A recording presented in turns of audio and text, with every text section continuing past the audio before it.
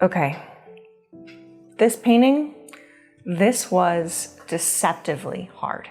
I know this might look like something like a red chalk drawing or a Conte drawing, but this is actually an oil painting. And I'm gonna walk you through why this was so challenging. In this particular piece, I'm using a technique that I have since learned is called an open grisaille. What this really refers to is not using any white paint and instead simply wiping away or erasing the light areas. I was introduced to this term by Aaron Westerberg, who used this technique in his own training, but originally, I fell in love with this style of painting when I was reading Alla Prima 2 by Richard Schmid and seeing his monochromatic oil paintings that were meant to mimic red chalk or Conte drawings, but they were done in oil. I just love the delicacy of these paintings and their beautiful mark making. The range of warm tones gives these pieces an incredible glow. So naturally, a couple years ago, I dove in head first and was very quickly met with a rude awakening. This way of painting is way trickier than I thought. To get this kind of glow, you cannot use white anywhere in the painting.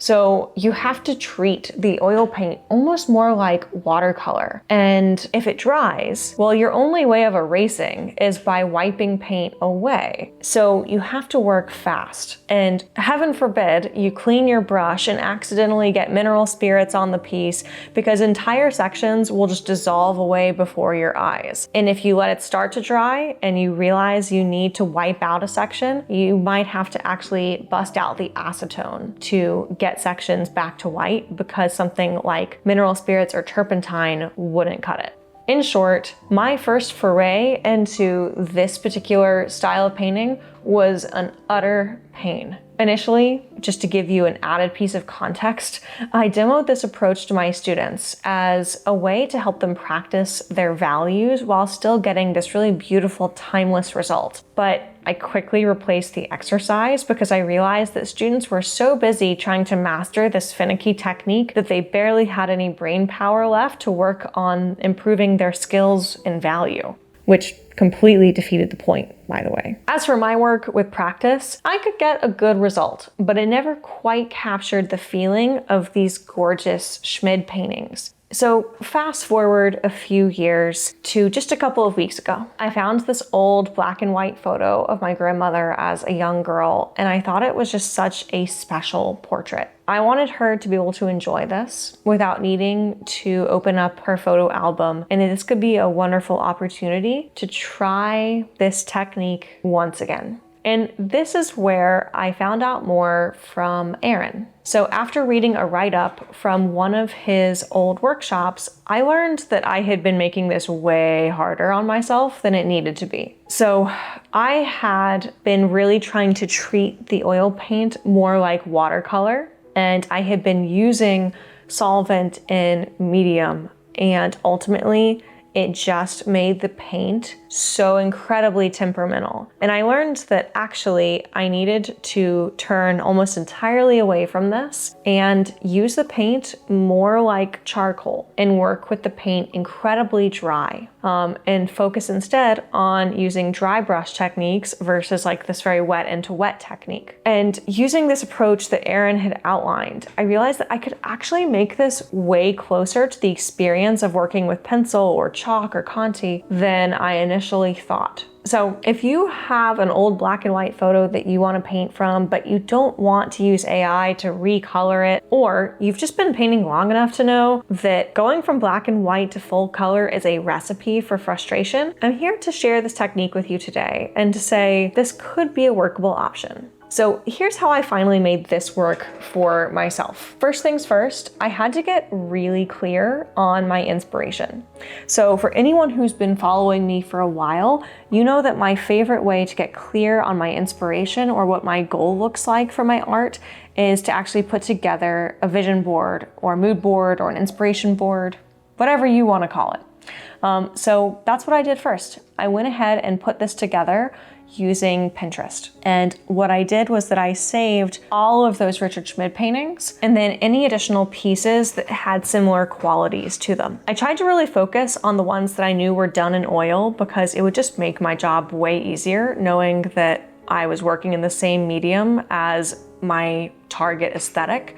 But I did include some that were actually just red chalk drawings. Then I went ahead and I rearranged that inspiration board so that all my favorites were at the top. Again, I tried to really make sure that all of those favorites were in oil and that anything that was maybe done in dry media was more toward the bottom of this inspiration board. It made it way easier to make sure, again, that I was just focusing on examples that matched the medium I would be working in. But by putting all of my favorites at the top, I started to realize what kinds of colors and styles within this niche that I was like really drawn to. And what stood out to me here is that I really liked the pieces that had more of this like warm amber glow to them. Pieces with quite a lot of yellow and red. And without putting the board together, I don't think I would have realized this. And I easily could have set myself up for frustration because there were plenty of pieces on this board that featured burnt sienna tones or umbers or that had more of a terra rosa, like pinkish cast to them. And if I had just jumped into this from a purely theoretical place of knowing, hey, if I'm using reddish earth tones, I'll be good, I wouldn't have gotten a result that was this specifically matched to what I want my paintings to look like. From here, I went ahead and I mocked up my reference based on these colors. Now, this wasn't strictly necessary, but it was helpful. I'm gonna be honest, in this one, I just did a lot of tinkering with Photoshop and I can't even tell you exactly what I did. I created different gradient maps with various colors. I did like color style overlays using some of these pieces as the color inspiration. I tinkered with a lot of stuff, but the result is that I didn't stop until I got to a reference that looked like this. Next, I picked a surface that I knew would be non-absorbent, aka a surface that I could easily erase back into. I really like the Clausen's double oil primed panels in just about any linen texture, so I think I have the medium weave for this particular piece, but I have some fine portrait weave as well. In the past, I've used lead primed panels for this. You could also use something like gesso board for this. The test if your surface is nicely non-absorbent and easy to erase on would be to take your surface, put an earth tone down on it, and if you can wipe it back to a clean white versus like a stained brown, that surface should be non-absorbent enough.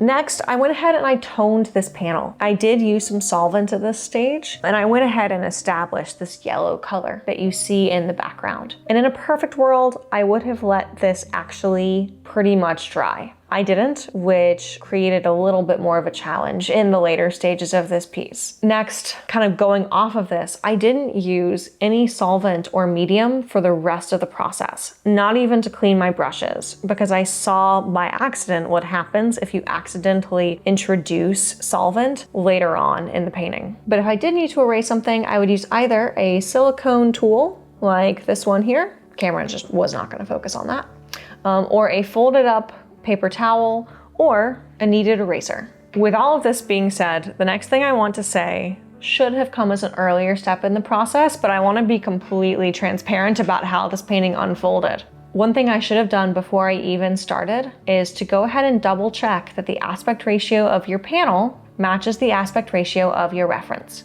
I accidentally skipped this step thinking that I had completed it earlier, and I completed this huge drawing error where her face was too short and it made her look way younger than she actually was in this portrait reference. Ultimately, it meant that I had to repaint the nose, the lips, the bottom of the chin, and I just created way more work for myself. But overall, my process was that I built up my darks really gradually as if working on a delicate pencil drawing. I focused my passes in the areas that would become the darkest, like the eyes, the bottom of the nose, the mouth, the hair. But I didn't go right to their darkest value. I kind of snuck up on it gradually, starting with light kind of passes of dry brush And then over time, as I knew that things were in the right place and dialed in, I slowly started to deepen those values. This helped me to keep everything feeling more delicate and also just under control. And to get the nuance in the color, I used a lot of different colors. So I have here yellow ochre, terra rosa, transparent oxide red, transparent oxide yellow. I have some Gamblin transparent orange. I even tested out a little bit of Indian yellow and Naples orange in here. And ultimately, I actually wound up dipping into a little bit of permanent rose. This is a place where having a mock-up really helped because I could see in my mock-up that there were subtle changes in the colors, places where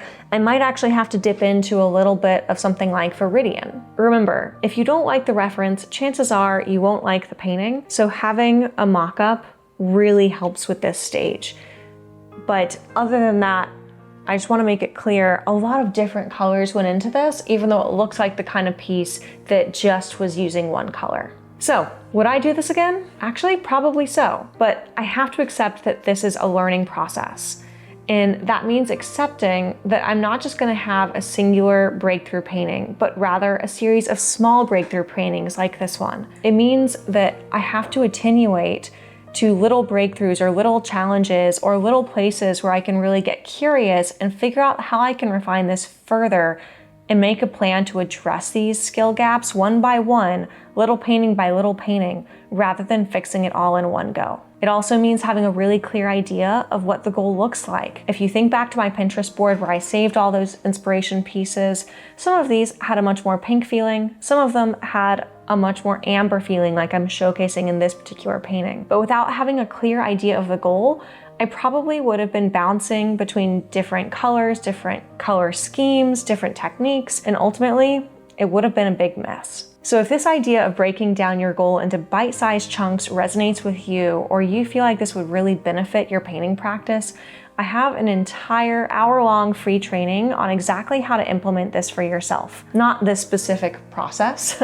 but this overall strategy. It's a great way to jumpstart your painting practice for 2025, and I would highly recommend that you check it out because I walk you through this entire system step by step, giving you a lot of different examples of what this looks like in action. As for me, I feel pretty chuffed with this piece. It definitely represents the kind of leap forward that I am thrilled with when it comes to this tricky technique, but I will stand by what I said in the beginning. This is deceptively hard. You have to be really mindful of your painting layers and your materials, and having to do all of this before the paint gets too dry, it creates a lot of pressure. So if you really love this aesthetic of painting like this, I will give you the feedback that I gave to my student Elaine. If you love this red chalk or Conte crayon aesthetic, you might find that it's easiest and most forgiving and most enjoyable to master this with Conte crayons or pencils first, and then when you would like that little bit of an extra challenge, go ahead and transition to trying this in oil. Let me know in the comments how you enjoy that free masterclass that I've linked in the description, and I will see you all in 2025. Until then, happy painting.